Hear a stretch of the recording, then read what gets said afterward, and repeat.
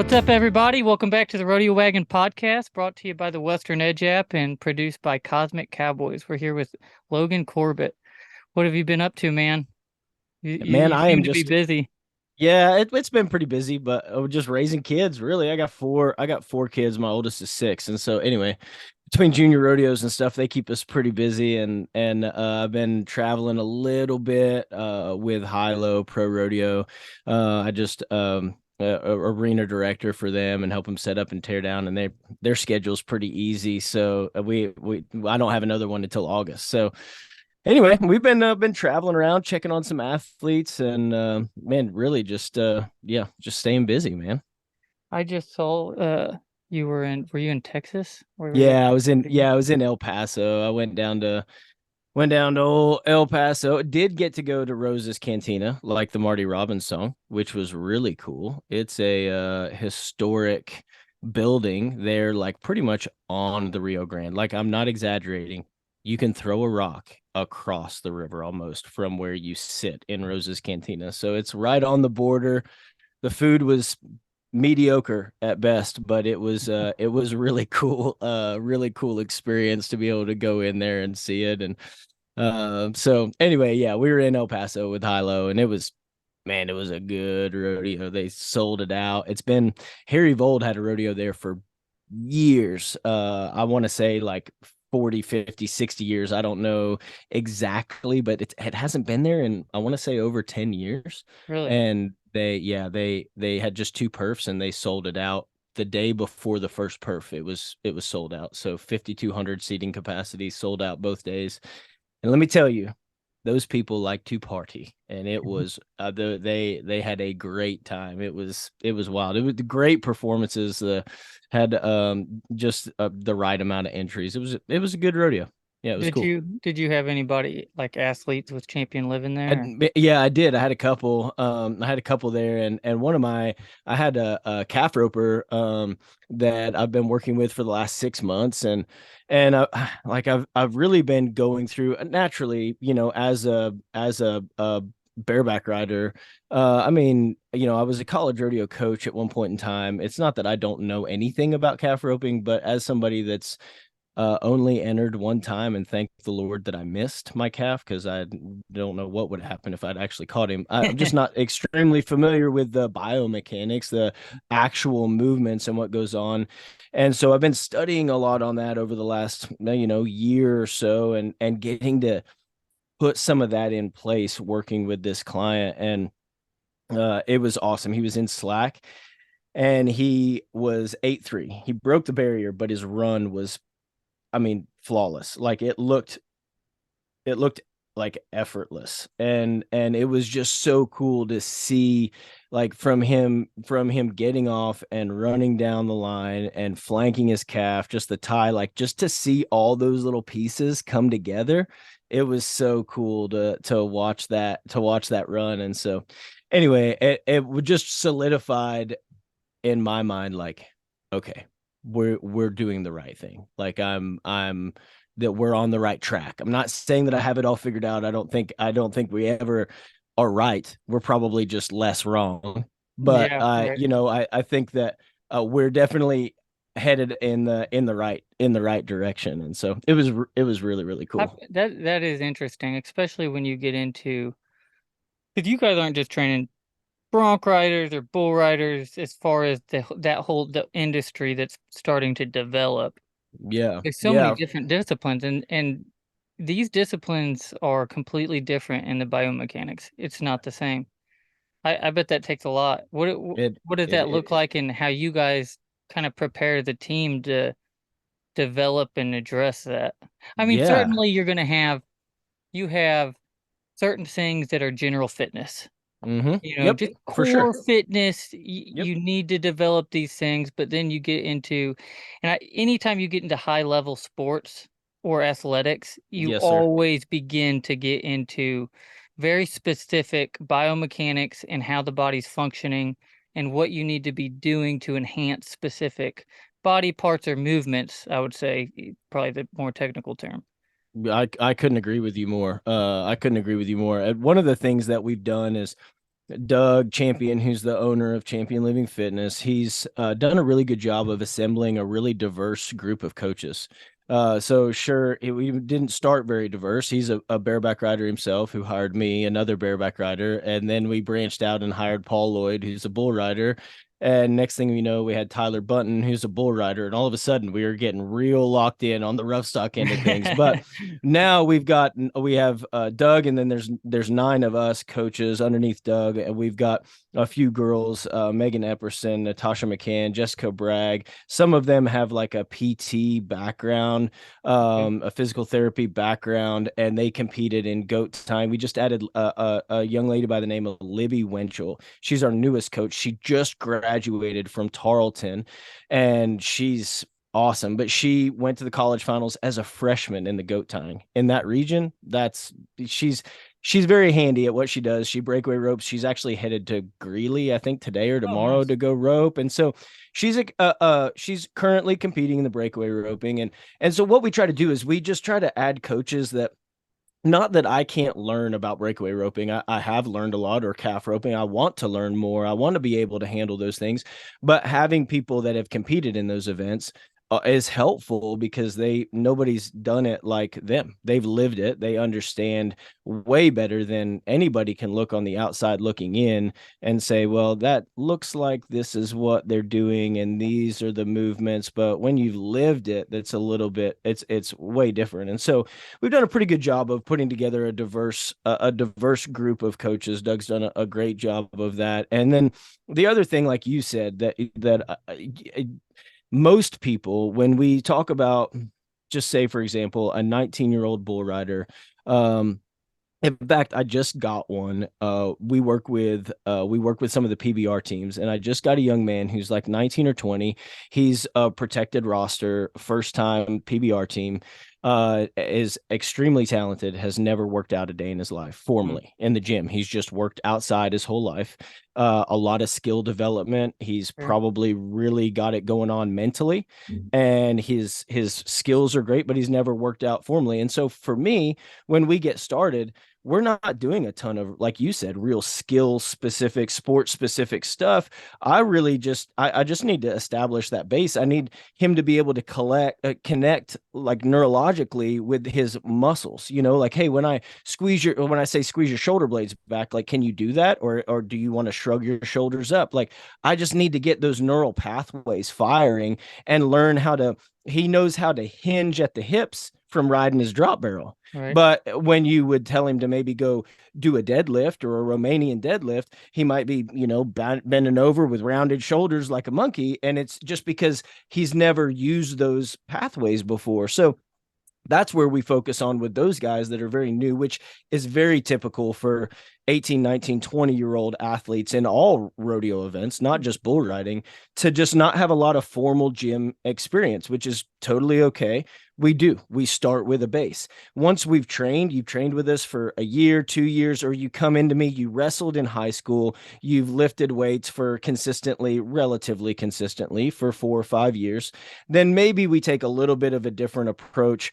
I'm not going to have that young 19-year-old man that's on a PBR team that's never formally worked out. I'm not going to have him walk in the gym and go back squat. The Right. time that Okay. it would teach Yeah, me sure. that it would take me to teach him how to properly back squat, it's just at this point in the game, it's not worth it. We've got the team series coming up. We can accomplish something very similar as far as adaptation with a dumbbell. Now, if he Sure. works with me through the season, we get in and he's got some time this winter where he's not going to be going, getting on 5, 6 bulls. Sure, maybe, hey, I'd really like to work on your strength. And in my mind, there's not really anything like a barbell to be able to teach strength as long as we have proper form, whether it's a deadlift, a back squat, bench press, those kind of things. Then I could take that time.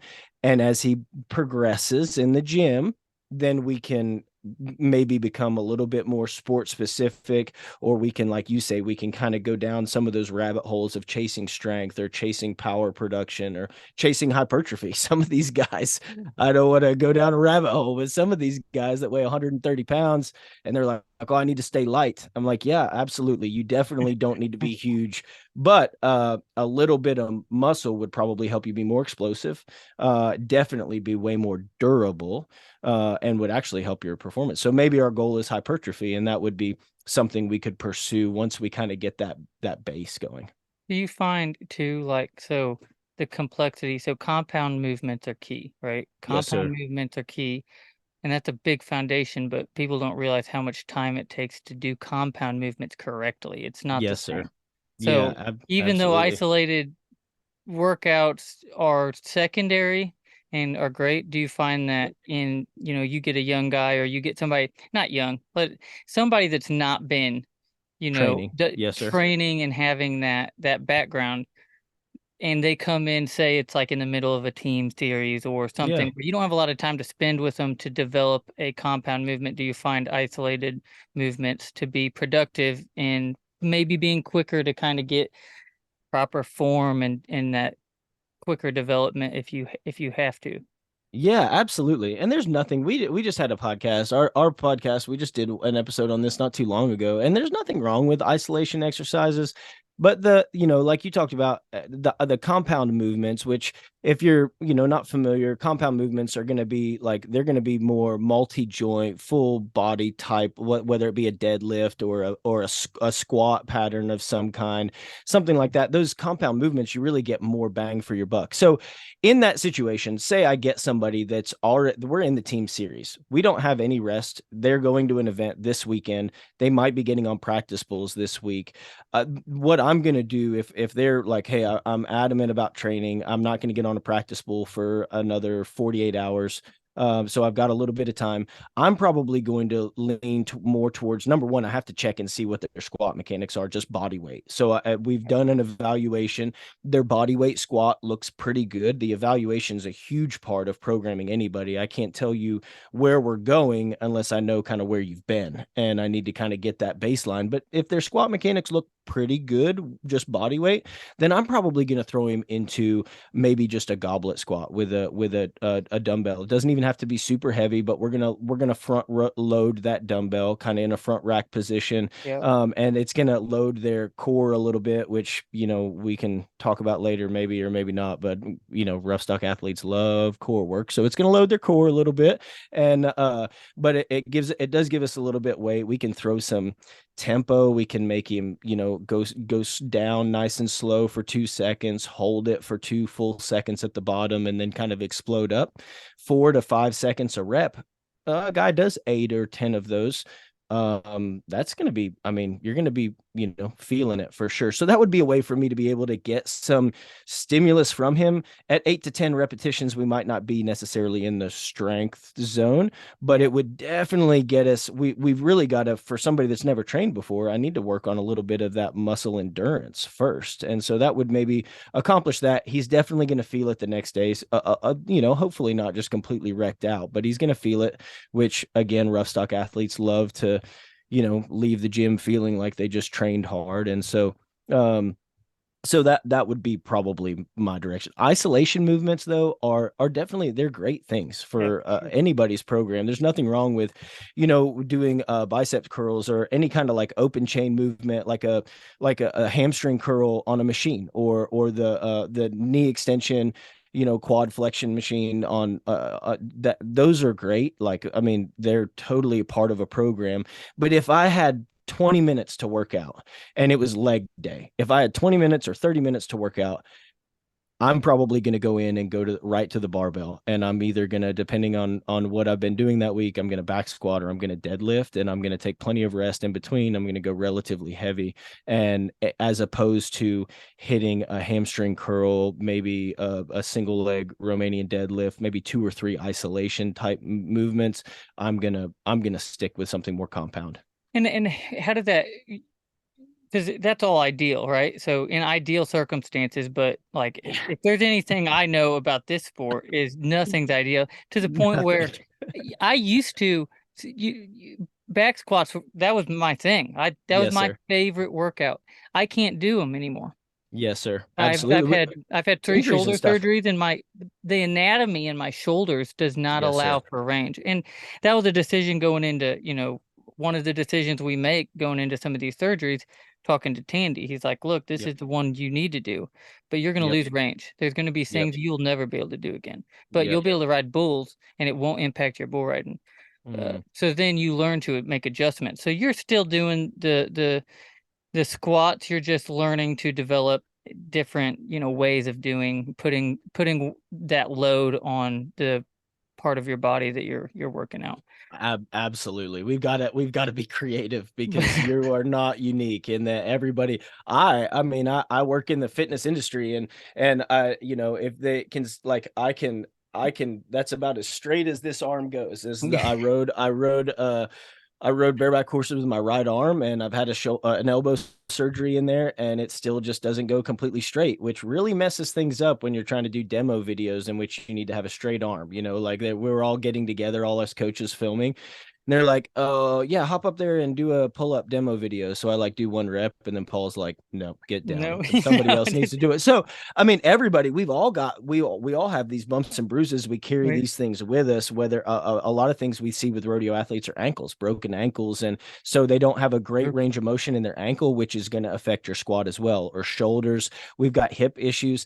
A lot of rough stock athletes are going to have some sort of impingement. If they're not seeing the symptoms of it yet, they probably will over the course of their career. Their hip impingement, where their labrum's kind of getting pinched because they spend so much time straddling barrel, bull, all that kind of stuff, and so we spend a lot of time squeezing with our legs, and we spend very little time pressing out with our legs, or what we would call like abduction. Yep. We spend very little time there, and so we get these imbalances, and all those things have to be considered when we're trying to write a program for a rodeo athlete.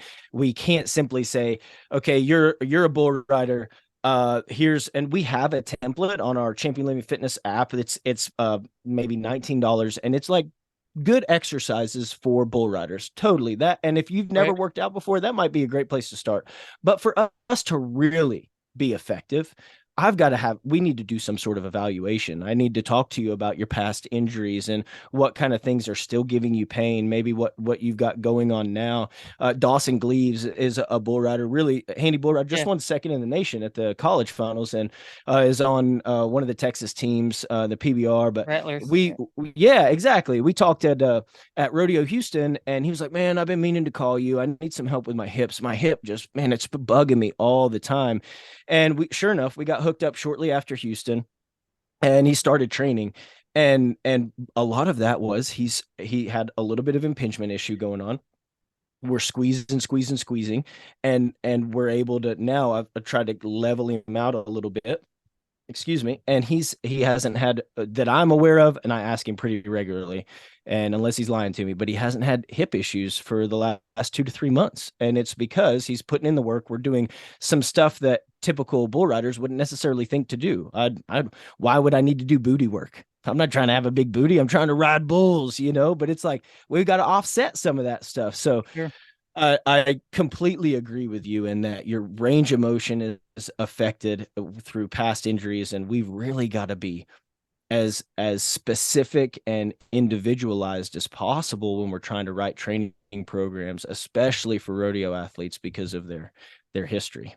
Hey, that's even getting into that, like the recovery part of, so getting into after competition. So there's a process. I go through a process after I Yes, sir. ride, and this is going to be different, say for a rodeo athlete. I do PBRs, I'm gone on the Yep. weekend, and during Yep. the week I'm at home to recover and to push and then go and I get on, all my bulls on the weekend.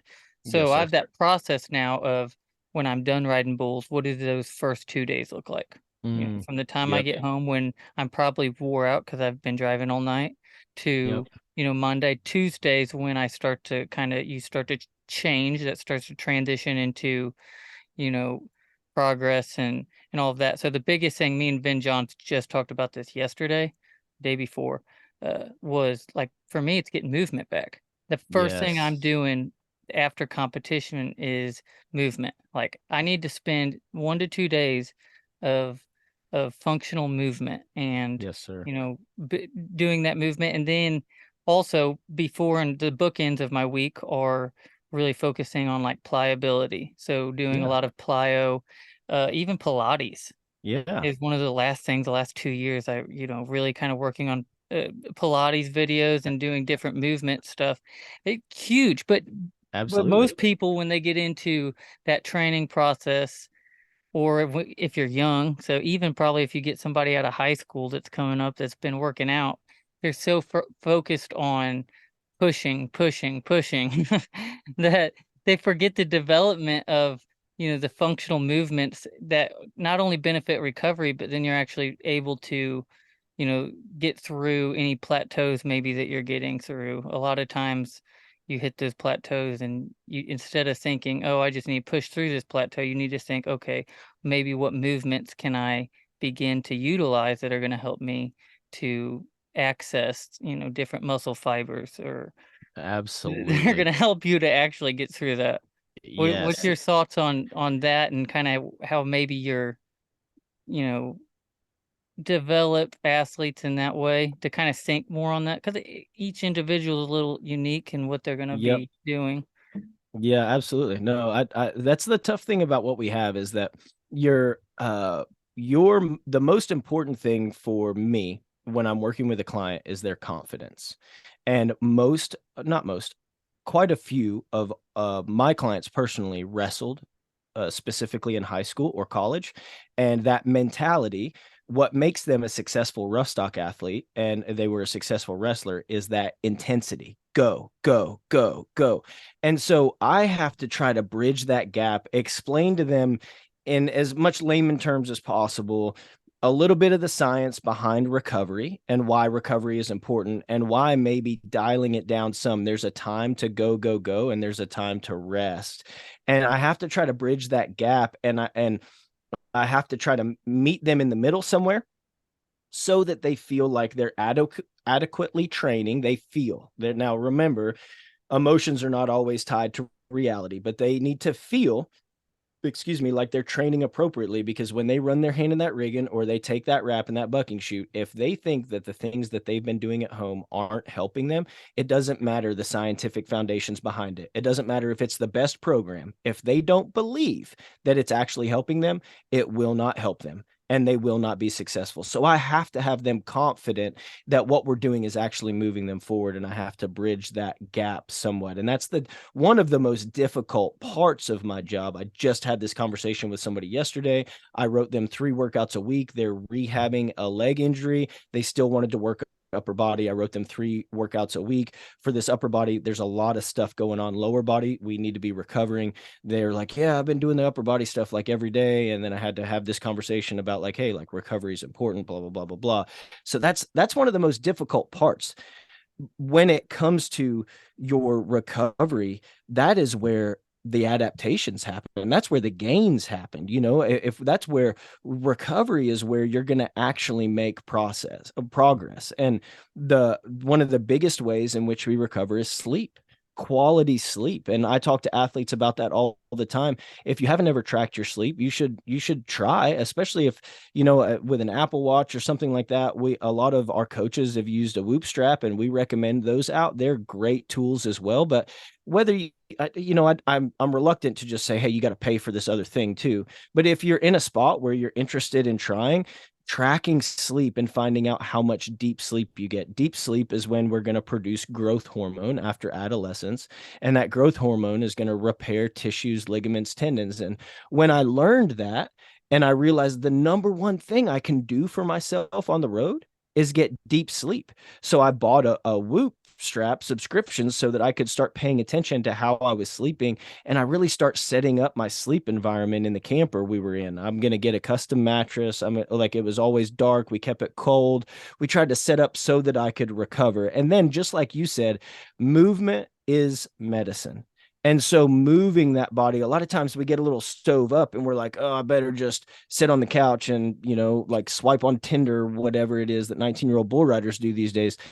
And that's actually probably setting you farther back. Instead, just a little bit of movement. And the misunderstanding is that we have to go get in this full long workout.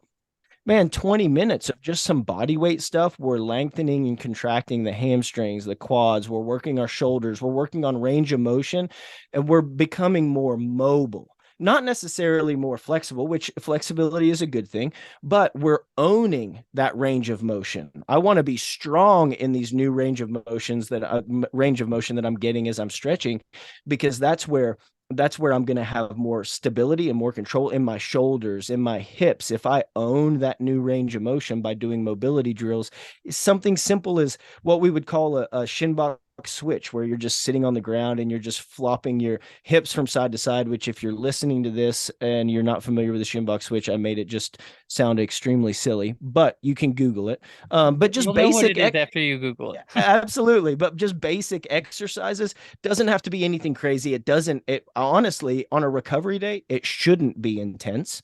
We're looking at just that low pace of just quality movement. And I could not agree with you more. And then that right there, sleep, some movement. And then the last thing I might throw in there is paying attention to our nutrition. So a lot of times we get done getting on a bull. I don't care if you're a PBR athlete or a PRCA athlete and you've been on 2 or 3 over the weekend, or you've been on 5 or 6 over the course of the week. When we get done riding, we haven't ate since noon, 1 o'clock. We don't eat anything pre-rodeo. It's 9 o'clock when we get on. All the restaurants are closed, but there's a hospitality tent that has a little bit of fried fish left, which is fine. I love fried fish. I'm not, but we're going to have one slice of fried fish and we're going to have 6 Coors Lights. All I'm saying is that I'm not against drinking either. There's a handful of people that listen to this that probably can remember some times in which we've had a lot of fun together with alcohol. Okay, I'm not against drinking, but I am saying that that's not going to help your body recover. Not And at all. so we do that 3 or 4 times a week, maybe at a minimum for some people when they're rodeoing. And it's no wonder that by the time we get to September, we get to Pendleton, we feel like crap. We're worn out. Our body hasn't been recovering. We've been abusing it. And every dose of stress requires a dose of recovery. And I promise you, getting on a bull, roping a calf, riding a bucking horse is a dose of stress. And in America, what we're really good at is having about 7 or 8 or 12 or 15 doses of stress, low sleep. We got to drive all night to make the next rodeo. We're going to have a couple beers. We're going to get on a bull. And then we give it about half a dose of recovery every week. And we're like, I don't know why I don't feel good. Like, dude, you got to start listening to your body, but that's just a topic for another time. But I think that I could not agree with you more. Movement is huge. Pay attention to your nutrition, what you're fueling yourself with, getting proper sleep. If 19, 20-year-old guys that are coming up through the ranks would implement those three and do some research on those three things and how they can best fit them, they're going to be amazed at how good they feel and they're consistent with them into their 30s, late 30s, maybe early 40s. I don't know. We're not there yet, but I think that you and I are going to live to see that. We're seeing it. We're seeing it Yeah, now within absolutely.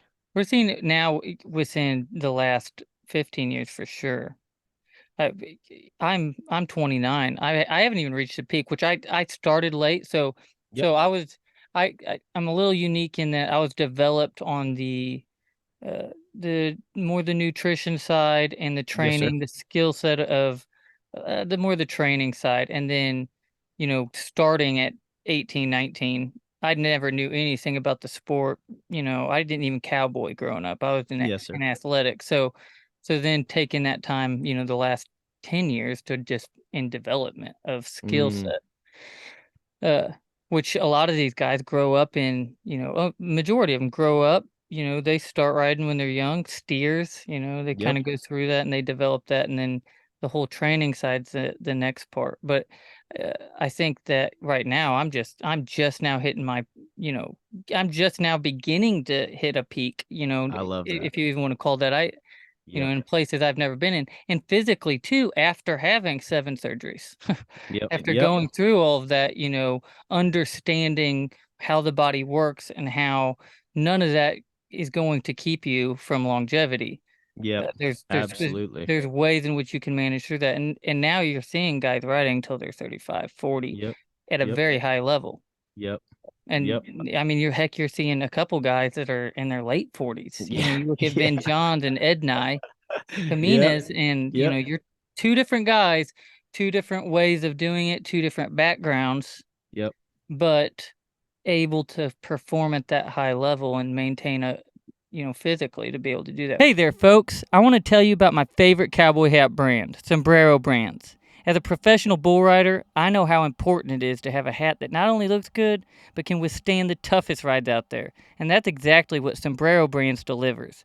Their hats are custom fitted and shaped to perfection, with a level of attention to detail that's hard to find these days. But what really sets Sombrero Brands apart is the fact that they're a family-owned and operated business. Mark and Kendall Holler, the owners, and their daughter Sarah, who's only 13 but already a hat-making prodigy, are all passionate about their craft. They know what it takes to make a cowboy hat that can stand up to anything the rodeo circuit can throw at it. And get this, the founder's grandfather, Polly Holler, was born and raised at South Camp on the Four Sixes Ranch. These folks have got cowboy blood running through their veins, and it shows in every hat they make. That's why I'm proud to have Sombrero Brands as a major sponsor for my podcast, the Rodeo Wagon Podcast. So if you're in the market for a hat that's tough enough to handle anything the rodeo throws at it, give Sombrero Brands a try. Trust me, you won't be disappointed. Back in the day, it was alcohol, no training, lots of Yeah. alcohol and cigarettes, and pretty much everything hard on your body on top of competing, which is hard on your body. Yeah. I, No, I wouldn't want to I, compete past 30 either. yeah, I completely agree. And you know what? Neither one of those guys or both those guys have in common, Ben Johns and Ed and I, neither one of them are skin and bones. Neither one of them. Both Yep. of them are solid. Well, and I Both of talked them. to Yep. Tandy talked about even guys at the very, very highest level. Mm. And some of the best guys in the world and ever compete are almost like jockeys. Yep. In Yep. longevity is not their friend. Yep. It's just Yep. not. Yep. They peak out maybe higher than anybody will peak out. Yeah, But absolutely. on longevity, Yep. it's not always there just Mm. because of, if you're 5'2". Yep. I couldn't agree with you. And And and a lot of oh, go ahead. no, go ahead. I was just gonna say a lot of them have this ideology that like, man, Jess Lock, I need to be like Jess Lockwood, and I don't know Jess all that well personally. He's obviously, I respect his talent and his abilities and his work ethic. He is, but one has to think that maybe if we added 10 pounds of lean muscle mass, that would maybe not too, but help prevent some of his injuries. Not always, not all of them, but some of the injuries, like in Jess Lockwood's case, or in a lot of bull riders' case, would have been much less serious if they were a little stronger. They were a little bit more durable, and there's that line. We always want to be super light, and we think about, I mean, I've had calls with multiple guys that were at the world finals this last year, over the course of the last couple of years, and they're like, hey, I need to lose 10 pounds. My agent says I need to weigh this, and I'm like, dude, your agent tells you that? How many bulls has your agent been on? Like, come on, dude. There's no possible way that we're going to lose 15 pounds in 2 weeks so that you can be 148 pounds. You're not going to feel very good. I'm going to tell you right now, you're going to feel horrible. Your energy levels are going to be in the tank. You'd be much better to be 157, 158, be strong, energy levels high, feel great. We're still lose a little bit of weight, and we certainly need to be relatively lean. Could not agree with that Yeah, more. I'm sure. not saying that you need to be a chunky bull rider, but if we can have a little bit of muscle mass, man, it's going to help you be more explosive. It's just going to help with injury prevention, which is almost a joke in our sport, but I mean, that's, for lack of better term, that's the words I'll use for that. But it's just going to help overall performance by being just a little bit harder to kill. Yeah, and there's a huge balance there, and it's so individual too, because even weight proportion and muscle mass, depending on your body type. Yes. Are you six Yes. foot? Are you 5'4"? Are you 5'8"? Yeah. Three different, and some people Absolutely. are a very skinny 6 foot. Some people are a solid 6 foot. E- Everybody's so different. I mean, Yep. Keith Hall, Andrew Alvidra, these guys Yep. freaking they'll beef up real quick. Like Absolutely. they can Yep. gain some weight and they Yep. gain it real quick. Where for Yep. me, I prefer it. I Yep. I not that way, you know. Yep. Yep. I'm pretty right there in the middle. Like I can put on weight, but I don't have to like worry so much about putting it on too quick. You know, Absolutely. I can manage my weight maybe easier than some of those guys. But at the same time, I kind of feel like if you're taller and you're lankier, you need to be more aware of where your Yes. weight's at. Where Yep. the shorter guy can get away with a lot more on weight proportion. We should all be Yep. balanced, but there's, what that balance should look like is a little bit Yep. different for a guy that's center of balance is smaller. Stuff like I that gets technical. Yeah, it Um, gets really technical. And that's why having some sort of individualized program, whether you're working with a coach or you've had prior experience or whatever it is, but making sure that the program that you're on, whether you've written it yourself or it's coming from a coach, is set up for you and your body type and your what you enjoy working out. If every workout you go do you absolutely dread, probably not going to be real consistent. And we know, just like doing your drills, you going to do, 50 reps on the drop barrel one time a week or do 15 reps every day? Well, I mean, the answer would be, that's just an example. I'm not a bull rider. I don't know, but I'm just saying the answer would be being consistent and doing those 15 reps every day is going to get you farther along than that one time. Same thing with your training. It doesn't have to be this perfect 2 hours where we're in there just killing ourselves and sweating. But if we could do 20 or 30 minutes, 4 or 5 times a week, whether it be mobility or strength work, whatever it might be, that's going to help you move forward much farther than waiting until it's perfect, until we have those 2 hours. Because, for rodeo athletes, perfect never comes. and just being purposeful, having Mm, purpose behind what you're doing. I think it's for me the biggest thing. Like when I go into my week, when I go to work out, there's purpose behind it. And yes. so that takes away a little bit too for me so transitioning into the mental side and how that kind Yes. of, for me, that ties in, works a couple ways. Yep. I function better when I'm up at 4:30, Yep. 4:30 in the morning, Yep. and I'm starting the day that way. I just Mm, function better. yep. I don't like it. I prefer to be a night owl. I Yeah. prefer it. But Yeah. purpose, when I look at the purpose behind what I'm doing and how my body's, reacting and functioning, I know that getting up at 4:30. Yep. I also know that uh, routine is great, but I Mm, often get too comfortable within a routine. yep. And so then challenging myself, running is great. It's not great for performance, Yep. but I hate running. And Yeah. so, if there's a day where I'm like, I feel comfortable going in to work out, like I feel Yep. just comfortable doing Yep. it, Yep. I'll just skip it. I'll go run Yep. 20 miles. Yep. That's awful. Yeah. After you Yeah. go do that, you just, like, because just to get through that. And then, Yes. your that mental approach is, I think, a huge tie-in. Like instead of getting to the point where whenever we're not feeling or we're feeling comfortable, we either just kind of go through a workout, which I think is better to Mm, take the day off than to yeah. just to go Go through through the it and motions. Yep. go through the motions. A lot of times you sacrifice form and Yep. it's a detriment to your performance to do Mm-hmm. that. Whereas if it's exhaustion, you need to say, Mm, okay, why am I exhausted here? Am I mm-hmm. exhausted because I've been training hard and I haven't given my body the rest and recovery it needs? Am I not getting enough sleep? Yep. Um, is it a lack of motivation? If it's a lack of motivation, then I need to do something stupid hard I don't want to do. Yeah, absolutely. And then after you get through that, then a lot of times I find I'm motivated again. And Yes. I didn't lose there. I benefited from. Absolutely. That is the mental part it's the key. It's the key. That's the key to performance in life in general is what's between your ears. And the things that we can do, that's one of the things that we battle is the misconception that our workouts should be built to make us mentally tough all the time.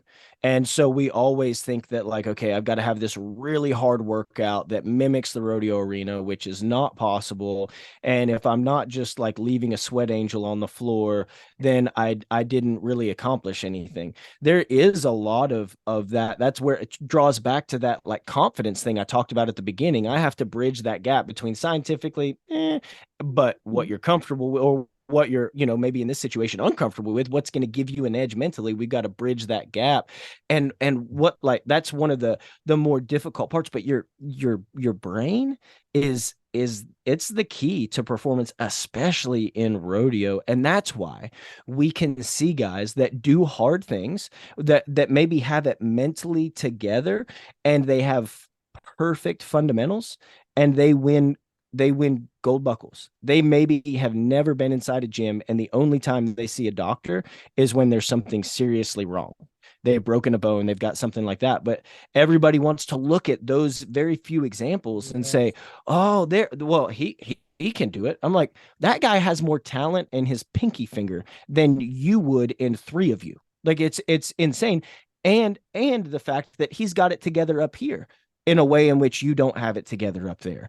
And so that's where the training comes in the longevity of things. We've seen so many guys that are mentally tough. They do hard things like you're talking about. They've got perfect fundamentals, but they're done by 28. And so, well, maybe if they were 19 or 20, maybe, again, it's just theoretically, we won't know.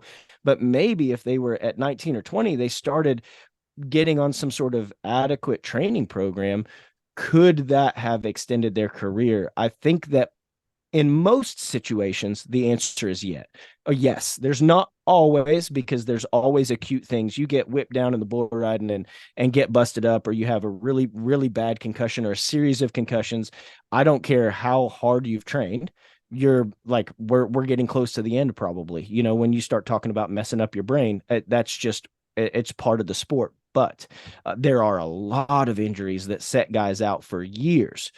You think 6 months here, 8 months there, a year here, that some of those injuries maybe weren't completely avoidable, but I think that the effects of some of those injuries could have been much less if they were on an adequate training program. And Yeah. it's a huge part. The mental aspect is, I mean, it's almost everything when it comes to performance, especially in the rodeo arena. Yeah, and I think it's so undeveloped within the rodeo world specifically because you don't see this as much in other sports. You don't see people put at a pedestal for their performance without their training regimen. You never you just don't. Like what I even the guys that were, okay, John Yep. Daly. All right, Yep. he's one of the top, but he's not put at the same pedestal as a guy like Phil Mickelson or Tiger Yep. Woods, Yep. who put in the work, Yep. right? Yep. You don't there you just don't see very many people put on a pedestal, whereas it's not as an excuse. So, for instance, you don't have a guy right now. You don't have very many. I'm not going to say there's nobody out there. You don't have anybody that's like, look, my goal is to be a PGA champion, right? So I either want to win the FedEx series or I want to win a major. You don't see those guys saying, I'm going to do it the way that somebody that's not working out has Yeah, done. absolutely. And there's been Yep. multiple. It's not, Yep. there's just like in every sport, there's guys that are just freaks. But Yep. you don't see anybody that's saying, "Look, John Daly, that's it. I need to Yeah. drink more Diet Coke and smoke more cigarettes." That's the answer. Uh, Yeah. there's always that precedent of skill and working very difficult to hone in on that art of perfection Yes. that is done through golf is a great example of training. uh, Mm-hmm. that's not a long-term thing. That's a recent development within the sport that Tiger probably started. Yep. It's since Tiger anyway that you Yep. start seeing this physical development of Mm. golfers. I you oh, you still there? Yep. Yeah, I Oh, got you. Can you hear me? yep. Screen went blank. Um, Oh. yeah. So you don't. the golfing similar in bull riding and being an individual sport and stuff like that. You still don't see it in other sports for sure. Yep. Mostly because in other sports you're not allowed to do that. You're not going to be on a Yeah. football team and be allowed to Yeah. do that. Yes. You're not going to Yes. play in the MLB and just get away with doing nothing. Yep. Although I think football's probably more so. MLB, there may be a little bit more of a Yep. a Yeah, they're fluctuation there, but probably. MLB is more skill development. So even Mm-hmm. if even if the training development isn't there, baseball, these guys are spending years of development before they are even allowed to be at that high level. If you're I, 22 and you make yep. it in the MLB, you are stupid young. Yeah. 20, Yeah, you're for sure. stupid young. Like people don't Yeah. think about that, but Yep. 25, 24, that's an Yep. age where people start breaking into the major leagues. Yep. And Yep.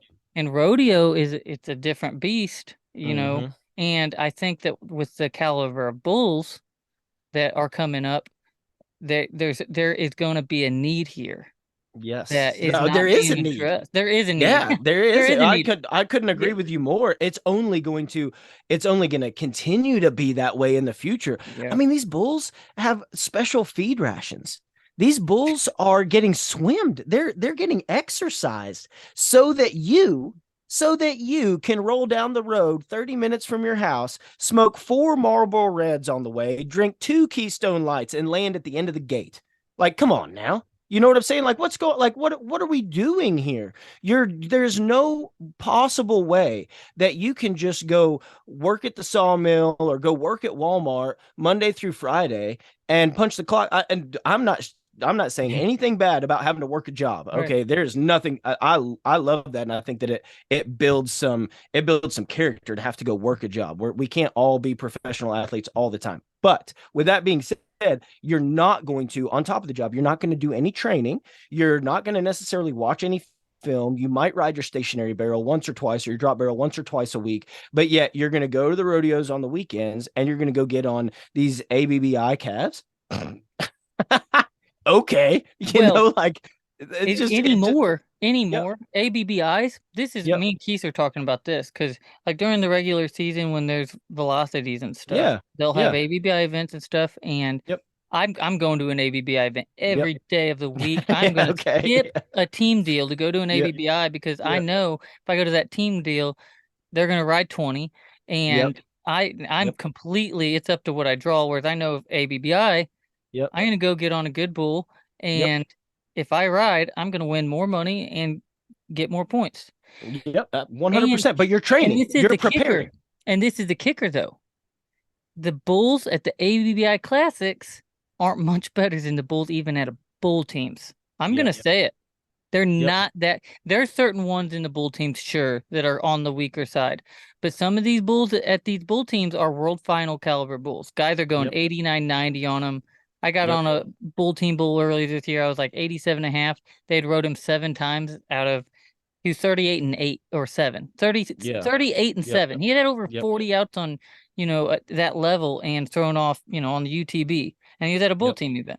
And you're yep, not getting on a classic bull, not too many classic bulls that are any better than that yeah, you absolutely. know. Yep, So yep, the caliber of bulls overall has gotten bigger. So much yes, to the point, and I'm all about too weekend warriors. I'm all about yep, people that love the sport. I think there's yes, more of them. We need to encourage that, but now more than anything, we need to spread awareness.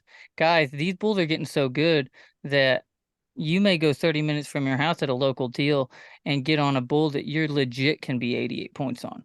I completely agree. I live in Southern Illinois. I don't even live in what most people would consider rodeo country. Okay, but 5 miles from my house is a guy that has. I mean, he doesn't hold a PBRs. He has open rodeos during the summertime, and I'm going to tell you that probably the weakest thing that he owns is a 19 pointer.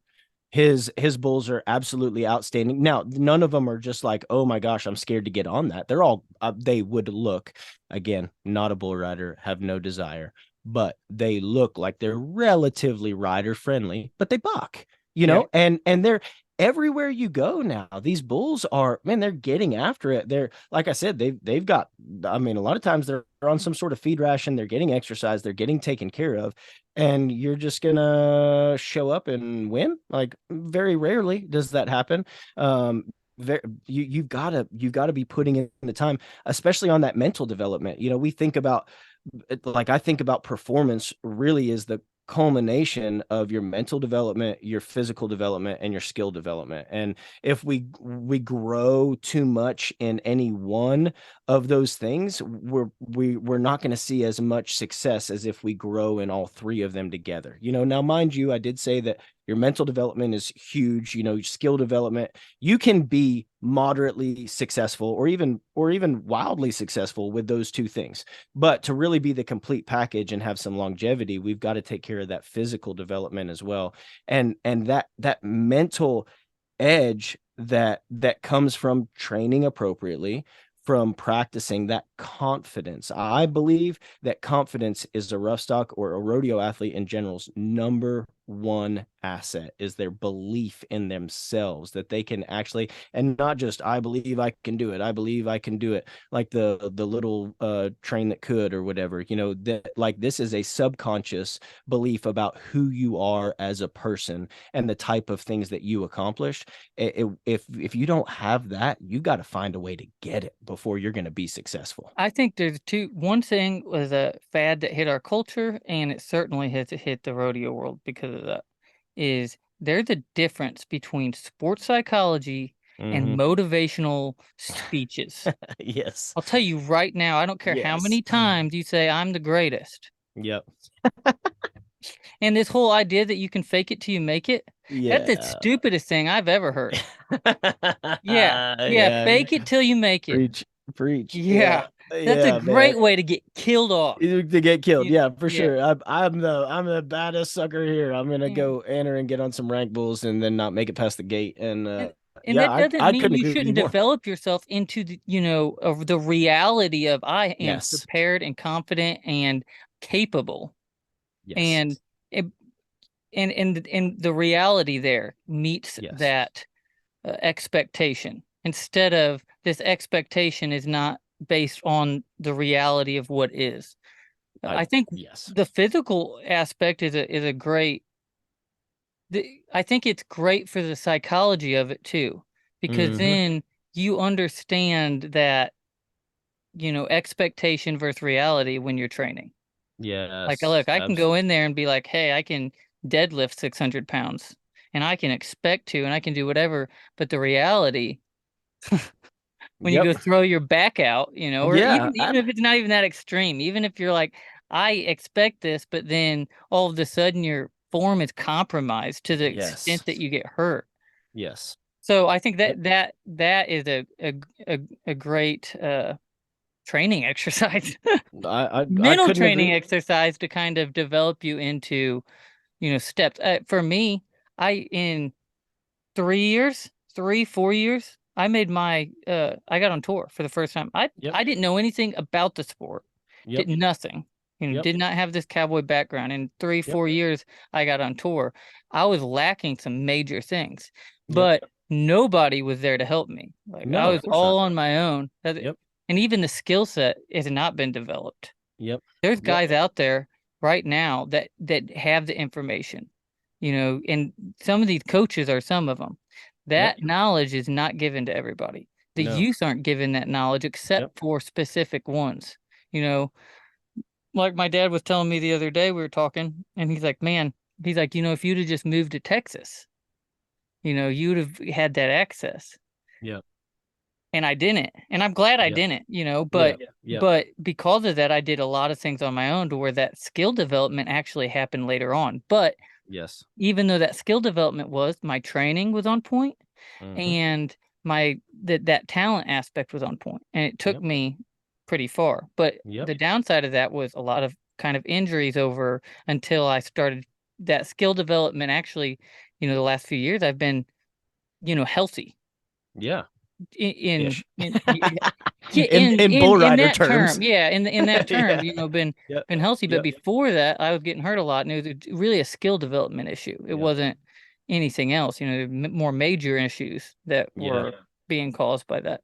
No. So I think there's two sides. I think the skill development coming up. If they're really wanting to get in these teams and stuff like this, Tandy, I've had conversations with him where he said, look, there's only so many guys that can handle this caliber of bull. Mm-hmm. And if they keep expanding and they want to make this a league, they're going to run into that right there. There's Absolutely. there's Yeah. guys that come through amateur series Yep. that look really good, Yeah. but they Yep. haven't been tested on that caliber of bulls, and their body hasn't been tested, and their mind Yep. hasn't been tested to do it week in and week out. And Uh, and you go to amateur. I every year if I go to an amateur bull ride, and last year when I was coming back from knee surgery, it was only 4 months, and I rode with it for about a year because I did things mhm. right physically, Yep. and then I got that done. I came back. I bucked off one bull in 2-3 months. Yep. Yep. And these amateur Yep. bulls, they look Yeah. good but Yeah. they're not the same. No. So No. so on that, there's a big skill development that I think is gonna have to start taking place. And only one person, I love Cody Custard. Yep. He's awesome. He's one of the best out there when it comes to skill development. Uh, and then, the only person really that's really been out there is Gary. Not a Yep. huge fan. I was bigger fan of Gary to start. As I've grown into a lot of this and Yep. been around some of these guys that, like the Cody Lamberts and Yep. Paulo Krimbers, and I'm like, oh man, I was deceived in a lot of ways that really cost me in Yep. that next level. Yeah. Didn't cost me in Yep. amateur deals. So, Yep. but on what you guys are doing specifically with the training process, the Yep. flip side of that is the use. Yes. And developing use physically, because these mini bulls, there's some of Yep. these mini bulls out there that these kids I don't think should have any business getting on. But it's not, look, if there's more money that's being poured into the sport, kids are going to get sacrificed. Yep. So That's they exactly what it will. is. They're It going to is get sacrificed. the And altar is the rodeo arena, and we are just straight up sacrificing our children right now. I'm not. I've had 3 or 4 phone calls in the last 2 weeks with junior rodeo parents who have 8 to 12-year-old sons that are maybe riding mini bulls, maybe getting on mini ponies or saddle bronc horses or whatever. They've been interested in a training program for their child. And so I pull no punches. I tell them exactly, number one, what the training program is going to look like. Well, he needs to be stronger. Well, he's 9. So right now we need to learn. He just needs to learn how to move his body through space. As we get to puberty and we start to grow, when they get to 13, 14 years old, they're going to be riding bulls in a completely different body in 12 months from now. We have to learn just how to move. We don't, yes. Will they get stronger? Absolutely. But it's the neurological advancements in their body and being able to connect those pathways. We're not going to have a ton of hypertrophy or muscle building necessarily coming. There can be a little bit of a strength adaptation in younger people for sure. But most of it is going to come from just that central nervous system and that connection. And I've had to have this conversation with them, like I'm probably not going to do with them what you're thinking that they need. Number one. Number two, like how and I have kids that junior rodeo, and my son loves to ride sheep. Well, up to this point has loved to ride sheep. He ate it really hard last time. I might have broken an egg in him. I'm not entirely sure. But up to this point, I've been having these conversations with myself. What am I going to do in the future? What am I going to and I think that we've got to understand that a lot of parents are living vicariously through their children, and they're pushing them to these heights. And a lot of the kids want to do well. They want to succeed for sure. But we learn so many bad mechanics as a 9, 10, 11-year old riding, whether it be especially in the I say horse riding events, whether it's the steer bareback or the steer saddle bronc. There's a lot of faulty mechanics that get learned, because that's how, when a pony is running 90 miles an hour down the arena and you're 9, you can't lay all the way back, mash with your feet, and ride them correctly. What do you got to do? You got to like mark them out, and then you kind of got to like sit up. And next thing you know, you're 16, you're trying to get on bucking horses. We've got some injuries that have piled up from when you were younger, and they haven't necessarily healed properly, or they've kind of influenced your growth. And now we're having to relearn all those fundamentals. So the second thing that the conversation I have with junior rodeo parents is like and as respectfully as possible. Like, be as selective as you can when you're hauling your kids. I mean, we're luckily at this stage of life, this could change tomorrow. At this stage of life, we're luckily in a position in which I have a little small arena here. I'm able to have a couple sheep here. So I'm in, outside of the fact that it's livestock, you're never in complete control. I'm in as much control as I possibly can be at all times of the situation and him getting on sheep. And that would be the way that I would choose to progress it if any of my sons decide that they do want to rodeo. I want to, while they're learning, I want to try to control as many of the variables as possible, which at times isn't very many, but I do want to try to control that so that they can learn appropriately, learn correct fundamentals, and they can set themselves up for success later on in life. There's so many youth things now, the Yeti World Finals and this and that, and those things are great and they're so cool. And I'm really glad that we're getting the youth involved and giving them something, because for a while there wasn't much. If we're honest, we haven't done a great job of taking care of our youth, and Not at now there all. is.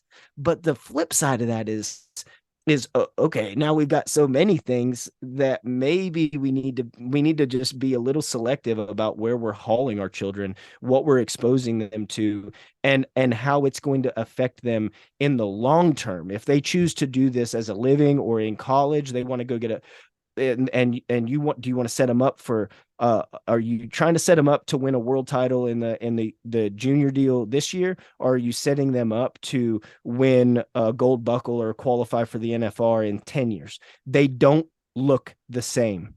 They don't Yeah. look the same. And that's where we have to make some tough decisions as parents, of like, okay, I know that they're begging me to go, and they're begging me to do this, and they want to do this, but I, as their dad, know that, like, if this is something they're going to pursue later on, I need to be very selective. I need to pull the reins back. We need to wait till they develop a little bit, and then we can start to introduce some of that other stuff. Sorry, that's my soapbox. I've just, it's fresh on my brain because I've had quite a few phone calls about it, and I have kids myself. So Yeah, man, me too. And we're in a culture too where called the post-truth culture. Oxford coined this in 2014. Okay. And basically post-truth, unlike postmodernism. So mm, postmodernism is kind of this belief that there is no truth, or yeah, yeah, anybody can have their own truth. Truth yep, is not really, so it's subjective. yeah, yeah, Okay. Well, that doesn't hold up because is what you're saying true? So yeah, it yeah, falls apart on itself real quick. So our culture's gone to this post-truth where there is truth, right? yep. Truth is there and it's objective. However, my preferences outweigh Uh, the truth. mm, So mm, now my mm. preference is actually worth more than the truth. Yeah, And then you have yeah, two, this is where you have it gets confusing a little bit. You have hard post-truths and soft post-truths. Hard mm, post-truths being where I know this is true and I choose my preference over it. Just yep, period. You know, yep, yep, uh, like I know that if I want to, perform this way, I need to train this way, but I prefer to maybe kind of do it halfway. I yeah, prefer yeah, to, you know, have a good time and drink every night, even though I know the truth that this is impacting my performance and yep, recovery. My preference is I like to party. yep, Okay, hard post absolutely. truth, it. Soft post truth is where you're like, I'm not even really going to consider whether this is true or not. I'm just going to do what I prefer. And I'm Yep. not going to ask the questions. I'm not going to address it. Mm. If I don't really know, then what's the big deal? And you see a lot of that. Yeah, See a lot of you yeah, have the people that are hard, like, yeah, I yeah, know this and I just prefer it this way. And then yep, you have people that are like, they don't even want you to talk to them about it because yeah, they don't want to intellectually come to the reality of, okay, this is true, and what I'm doing, it goes against what is true. absolutely. And Man, so I you think just, yeah. as kids coming up, and I have two kids too, it's like I want to train them to like Mm. what is true, and know that my preference, it doesn't always go against the truth, but Yep, it sure as heck shouldn't. yep, I should prefer the absolutely. truth. Now we can get more into truth and get into like what I believe the biblical worldview is as the Yep, foundation of truth. But yep, that aside, raising children up to notice and to inquire and to think through, okay, what Yep. is true here? What is the reality of what needs to be done, what is, Yep. and then what are my preferences and why do I Yep. prefer this? Is Yep. it, do I prefer this because it maybe instant instant satisfaction? Yep. Satisfaction. Is it instantly satisfying, and that's why I choose this over that, and Yep. maybe that truth, maybe that's more fulfilling, if Yep. but it's harder right now. I think diet's a huge thing. I think it Yeah. may be the number one thing because some of these guys, I think they're all about, I believe that a lot of guys are all about maybe doing some training. It's Yep. the diet that's they Hmm. don't want to address, Yes. Yes. Or they don't know how to address or it. they don't know how to address it. That could be That's too. Yeah. there's Yeah. so much misinformation out there. I mean, you get on Instagram for 10 minutes and you're bombarded with all kinds of ideologies that say this is truth, whether it has to do with diet, whether it has to do with spiritual things, whether it has to do with this is truth, because we're hardwired to look for a shortcut. And so people know that, and they know that I can say the number one thing you're not doing to lose weight, and it's a ploy for keto or it's a ploy for something of that nature. And I can go in, I can cherry pick studies, I can show how, while I'm not completely saying that keto is a bad thing, it's one of many tools that should be in your tool belt that could be used your situation, again, very individualized. However, we don't know what's true. We just, as a culture in general, again, like biblically speaking, like we don't know what's true. We've gotten so far away from that in all of our culture for the most part that we're still searching for truth. And then when we think we find what truth is, then we have that choice where it's like, okay, I see that that's truth. I don't like that. I prefer this. So I acknowledge that as truth, but I prefer living this way, or I prefer eating this way, or I prefer training this way. So, and then again, culturally speaking, people are presented with truth and they're just not even going to acknowledge that that's truth, and that's not, it doesn't even, that doesn't even resonate with me, because I don't like it, so therefore it can't be true. And really, the diet culture is something that fitness professionals, and which I like would throw myself in there, we have done a horrible job of actually helping people. Instead, all we've done is fought over people's attention, given them too many options, trying to promise results at the expense of their paycheck and of their livelihood and of their lifestyle, just so we can get more clients. And all it's done is created confusion. When the fact of the matter is, when it comes to your diet, there's a lot of tools that you can use to help you reach your goals, whether it's losing weight or gaining weight. But the fact of the matter is that if you want to gain weight, you have to eat more calories than you burn. If you want to lose weight, you have to consume less calories than you burn.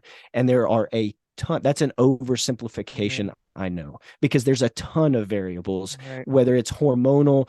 I mean, there's so many things that can go on individualized. And I just had this conversation at El Paso with one of the committee members who were asking me some questions. And I said, I can give you general guidelines and ideas, but really it's so individual. But we don't like that answer because we want it to be quick. We want a shortcut. We want it to be fast. We want it to be effective. And we want to do it all right now. We start a program. We're going to work out 5 days a week. We're going to buy $1,000 worth of healthy food. And it lasts 7 days, 9 days, 2 weeks. But eventually we get burned out and we don't see that fat come right off immediately, like that yoked dude on Instagram told me it would. And so I get upset. Now I'm distrusting of people on social media, at least until I find somebody else that I like enough, or I like the way they look, or I like what they say, and I'm going to buy into what they do. It doesn't provide any results until, again, I've gone down the rabbit hole, but until we fall in love with the process of getting where you want to go, results won't come. Yeah, and I talking to my sister because she talks to me. The only person I don't really talk to many people about the health. I don't want to be a trainer. Yep. Yeah. I told her, I'd like, look, yeah, hats off to the people that will take the time to Yeah. do that. Yeah. Not for me. I Yeah. could I do it? Sure. Would Yeah. I? Absolutely Yeah. not. But she'll ask me, and I'm like, okay, you're my sister. I said, first of Yeah. all, what I'm doing, you don't need to do. Like Yep. I'm doing something that I won't do to this extreme when I'm done Yep. writing goals. But Absolutely. and you shouldn't get so caught up. And she's someone who has gone through that process. She lost 100 pounds. Wow. Yeah, a lot of That's weight. awesome. She went through that Yeah. process, but then she's in this kind of this flow, this ebb and Yep. flow, and you're trying to gain information from the culture and stuff. And this year I've really been like, how do you feel? Like, don't set your goal to weight loss. Don't Yes. get off the scales. Maybe even just get off them. Don't even think Yep. about.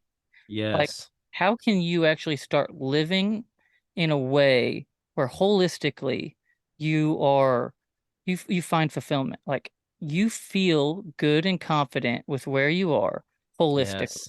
And if Absolutely. you overemphasize this diet thing and losing weight, like once you get to that weight, what's going to happen? Like What next? what next? Because you're Have if that's and you're not going to find that fulfillment spiritually. When I got on tour the first time, the Iron Cowboy. Now coming Yep. from the sports background, like this was a big deal to me. Yeah. Like I was like making the MLB, which I grew Yeah. up in that background. Like I got there and got there. I'm like, man, I put way too much into this. It's not what I thought it would be. Like I expected to find like life fulfillment from Yeah. this, and Yeah. it just wasn't Still there. So still got a missing hole there it's somewhere. still, yeah. So like, how do we start living holistically? Where Yep. we're spiritually and Yep. physically and mentally, like we're actually well balanced. Yes. Yes. I couldn't agree with you more. And that's what I talk with a lot of clients, not to all those depths, but to the main thing that I'm talking with clients is like how like just how are you feeling? Let's go off the biofeedback and what your body is telling you about what we're doing. Are your energy levels drained? Is your sleep quality not very good? Is your mood really fluctuating throughout the day? Are you like just there's so many things. How do your clothes fit? How are are your pants easier to button, harder to button? Because when we start talking about the scale, there's so many things that can influence the scale that it's not always the most accurate picture of progress. In fact, very rarely, unless you're stepping on the scale at the same time every single day, getting consistent measurements, is it really going to be a marker of success or failure on weight loss or weight gain? But instead, how do you feel? And because, like you said, at the end of the day, if you're trying to gain 10 pounds and you gain it, you're trying to lose 100 pounds and you lose it, what then? What, like, where do we go from there? And there's always going to be something more. We always think that we're going to be happy when I have 4 kids and we live in a 900 square foot house. Okay. 900 square feet. We are on top of each other all the time. And I find myself and my wife too. We talk about it all the time. We're buying time until we're like, I'll be happy when we can get a bigger house. Next year, we'll be able to. Man, I got 4 kids in there that are smiling. They're probably 2 of them are napping right now.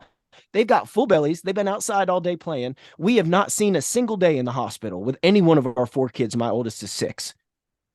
There are millions of parents around the world that would give anything to be in our position. And I want to gripe about a 600 square foot house Yeah. or 900 square foot house. Like, come on, dude. Like, we're this, there's always something else. And we have to find, and it's a struggle for me. I'm sure it's a struggle for you. We have to find satisfaction in something other than your performance or the results or all these things that are fleeting, because at the end of the day, when they go away, and they will, what are we left with? We're left with nothing. The buckles, like they're gonna rust. The saddles will rot. They'll get stolen. They'll get sold. They're gone. All the things, and those things are great. They're things to shoot for. They're definitely things that you should want to try to accomplish.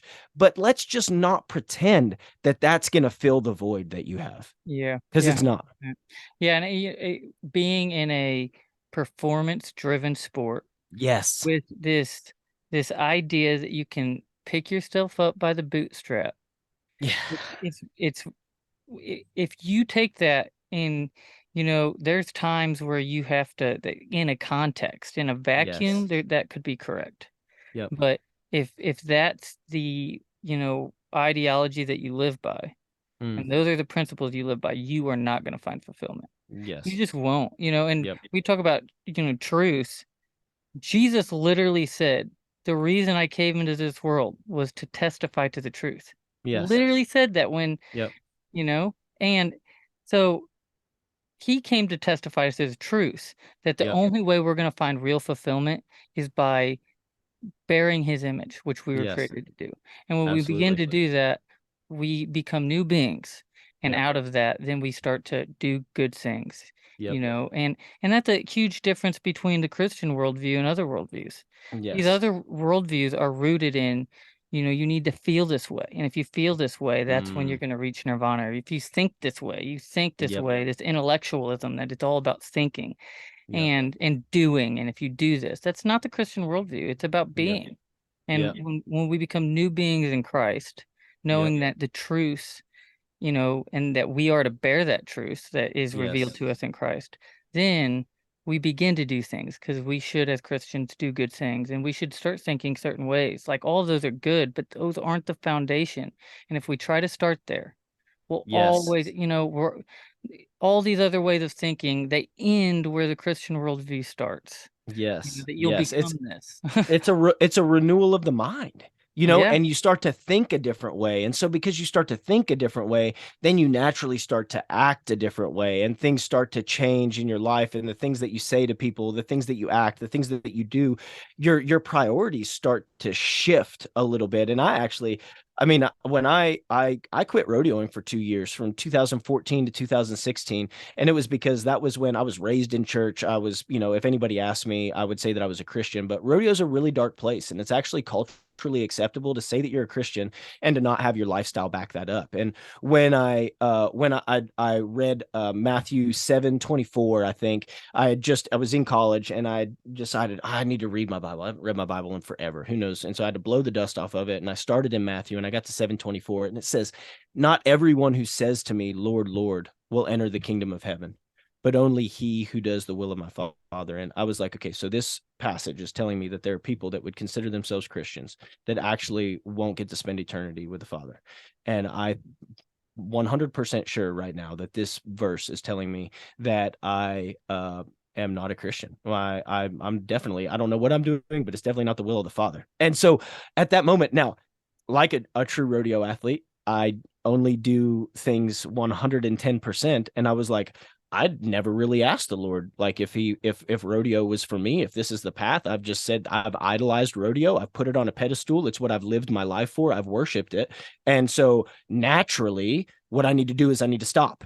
And so I like took a break, not intending for it to be a 2 year break, but I stepped back and I was like, I don't know, is this what you had for me? Is this? And what I found is that the Lord gives us these talents. The Lord gives us these things that we're passionate about. The Lord gives us these that, like, rodeo was my platform, and it was an opportunity for me to be able to go into a dark place and be able to share that with other people, which, looking back, I did a horrible job of. We very rarely, at least for me, like, I didn't live up to my potential as far as witnessing to people, as far as sharing my faith with people within the rodeo world, as I should have at the time.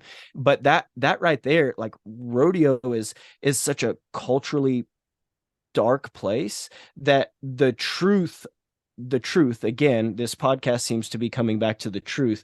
The truth of the matter is that when we look at scripture, and when our eyes are like, when we've been unveiled, like, man, the Spirit of God says, now, like, pay attention.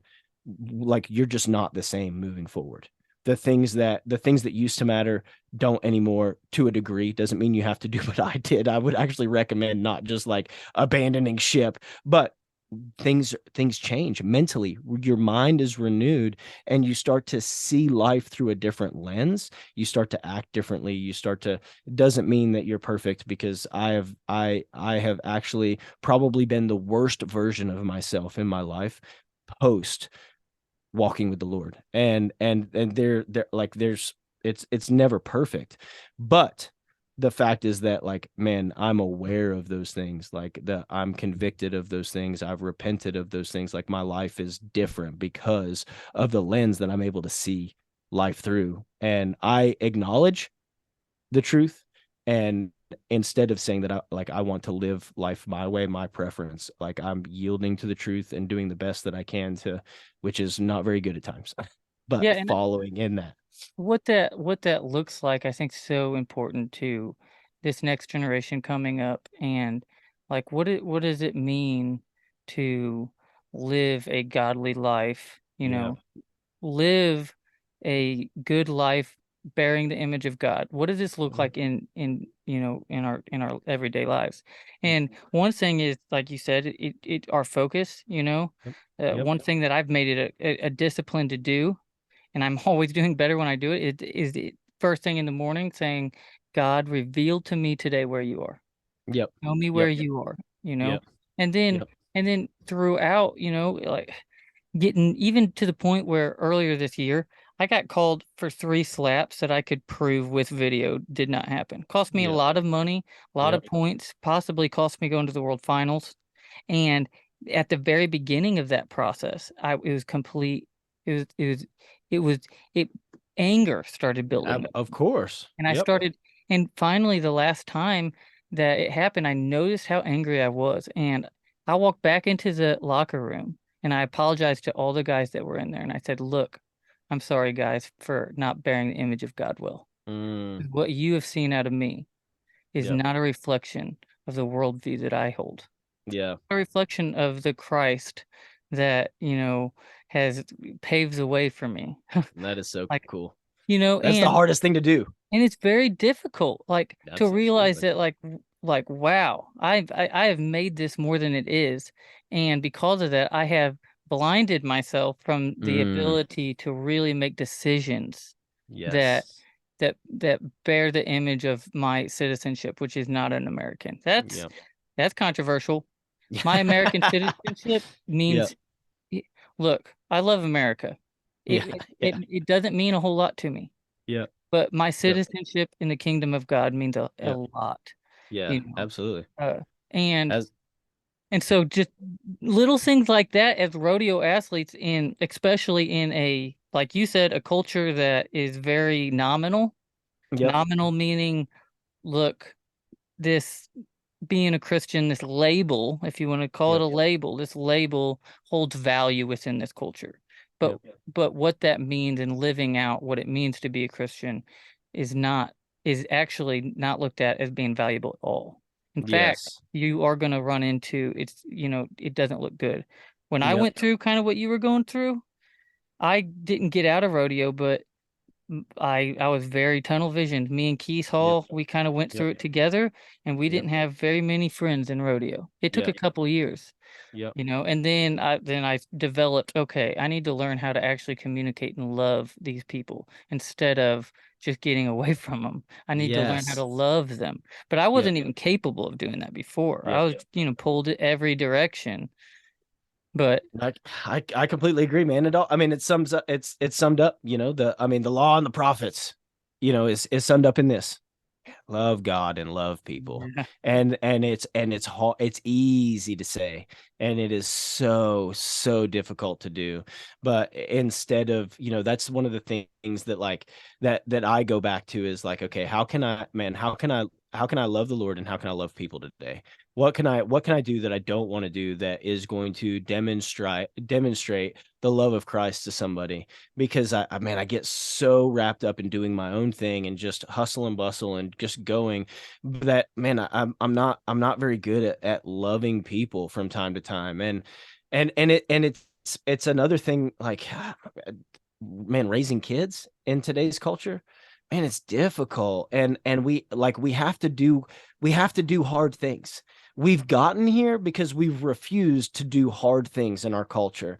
We have to do hard things. And one of those hard things for me, you're talking about, what does it look like? And everybody's different. Everybody's situation is different. And this isn't a, like, hey, this is what you should do, but this is just what it's looked like for me. What the Spirit of the Lord has put on us is that I always pray with my kids before bed. I'm like, I always have since they were little. We say our prayers, like, cool. And I started to get convicted about like, man, my kids never. I read my Bible. I spend time in the Word, but my kids never see it. I usually do it before they get up or after they go to bed. They never see it, and so we don't spend outside of church. We don't spend that much time in the Word together.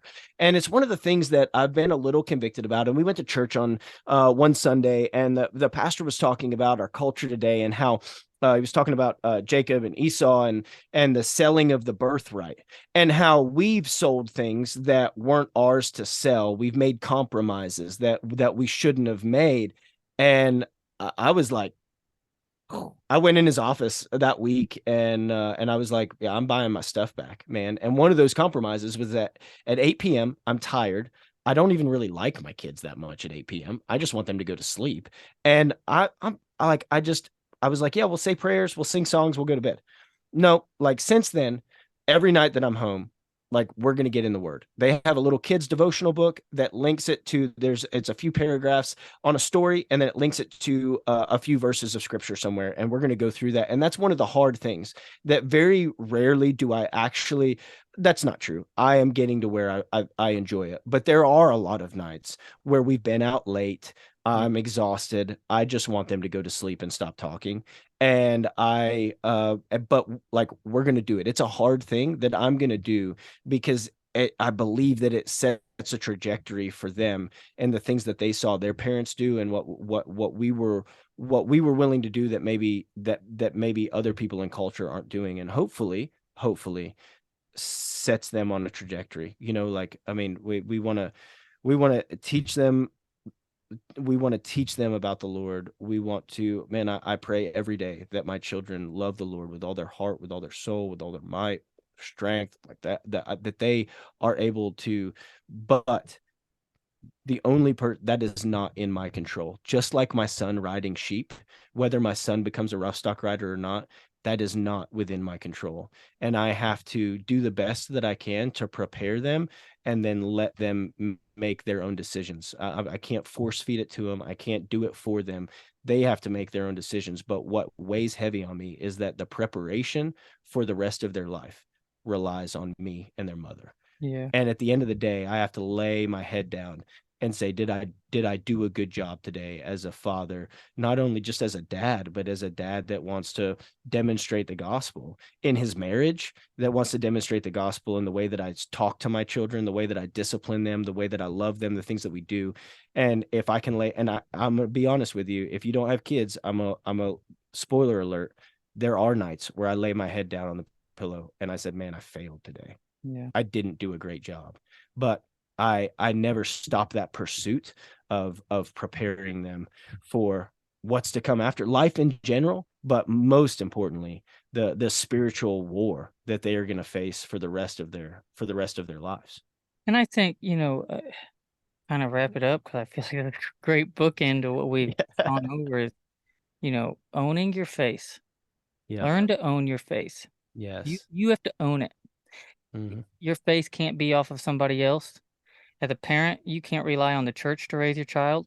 It's Mm, it's your duty to do it. As a parent, God has given you the duty to raise your children. You better, because you're owning your faith, you own your work ethic. yep. Work Yep. hard. And God Yep. has made us to work hard, so we should work hard. And genuineness, know the truth, own how we see truth, because Yes. God has given us every opportunity and everything we need to know the truth. Yep. Proverbs says, if you seek me, you will find me. If you seek me Yes. with all your heart, you will find me. And Yes. maybe Psalms. Yeah. Uh, own your face, own your work ethic. If you're struggling, to be the athlete you want to be, then own your life and what you're doing to become that. I mean, I think it's owning your face, owning your work ethic, and doing everything to the glory of God the best that you possibly can. And you're gonna Yes. fail. Yep. But if you stay consistent with that, at the end of the day, then you'll be able to be satisfied, with where Yes. you are. And if My you're ever taking. not satisfied, be thankful. Oh. Be thankful. If you lay your head down at night and you're like, man, I failed. Yep. be thankful because Absolutely. God hasn't failed you. Yes, and isn't that the truth, man? It's all about taking responsibility of your Yeah. actions. I mean, you got to take responsibility for your training. You've got to take responsibility for what takes place in the arena. You've got to take responsibility for your emotions, and most importantly, for your spiritual life. I couldn't agree. This podcast has taken a turn that I did not anticipate at the beginning of it, and I'm here for it. I Yeah, love it. I I I think it's love been it. awesome. It goes in, man, truth. I didn't have a topic coming in here. Yeah, These podcasts are just about having conversations. I love it. Truth matters, and Yep. man, holistic, well balanced living, I think, is an important Yes. part. Uh, Yes. man, it's been awesome having you, Logan. We're gonna do this again because I did have some things planned that we did not get to talk about. A Well, cool. lot of gold content Yeah, still to come. yeah. I'm down anytime. It has But been a blast. I can't thank you enough for having me. and everybody that is tuning in, make sure you check out Champion Living, check out Logan. Man, what you guys are doing, it's needed to be done. I look forward to seeing this expand and grow, not just in what you guys are doing, but other people that are going to start doing it, and Absolutely. the development of this sport. I am all about growing this sport and getting to, some of these foundational things that aren't going to kill everybody off like we Oh, talked about. So, couldn't agree more, man. It's been cool to just be a little. I've never gotten in on a trend as it's taking off. I've always gotten in at the height and just rode that sucker all the way down. So it's cool to, man. Kudos to Doug and the work that he's done with Champion Living and bringing in great coaches, and it's just been so much fun to be a small part of and see. And I agree with you. The 18, 19 year olds of today are going to be the ones writing the history books, and yeah. I am so excited to be able to see that and maybe get to be a real small part in some of their journey coming up. So Um, what are your handles? How can people find you? uh Champion so Living? my main I'm on so Champion Living is going to be on Instagram, TikTok. It's all of that. I want to say that it's just at Champion Living on Instagram. I'll have to double check that to be sure, but my handle on Instagram is just Logan let's see here. It is Logan.Champion Living, and the Champion Living page is just at champion.living. And we've got on the Champion Living page itself, you can see all of our coaches. There's a link to our website there. So if you listen to this and you're just curious, like, hey, I want to know more about the training options, if you'll go to the Champion Living Instagram page and you can go to our website, championlivingfitness.com. There's a apply to become an athlete, and you just fill out that form and you'll get a free consult call from one of our coaches. And with there no strings attached. We just want to hear more about your goals. We want to answer your questions. There's a possibility if, yeah, maybe we can work together, maybe not. But that's one way that you can get more information or following along with us on social media. Doug and myself, Paul, a lot of Tyler Bunton, a lot of our coaches are posting. We post demo videos all the time, Yeah. like that you can plug and play into your program. So if you're like curious and want to kind of dip your toes in the water, definitely follow champion.living or logan.championliving or any of our coaches and check out the free content that's on there. And it's good too. A buddy of mine literally just said 2 weekends ago. Who was it? I forget who it was. They said when I was asking him about his training and stuff, he said, "Well, I've been getting on Champion Living, and I've just the free content. I was just Yeah, looking at the demos, and he said I dude. started incorporating some of those workouts." That's awesome. That's great. That's So why we do it. You know what yeah, I'm saying? Like, man, we want to provide great free content because at the end of the day, we're rodeo fans. And while yes, I would do this for free, the fact that I get paid means I can help more people because I agree. don't have to go work at McDonald's.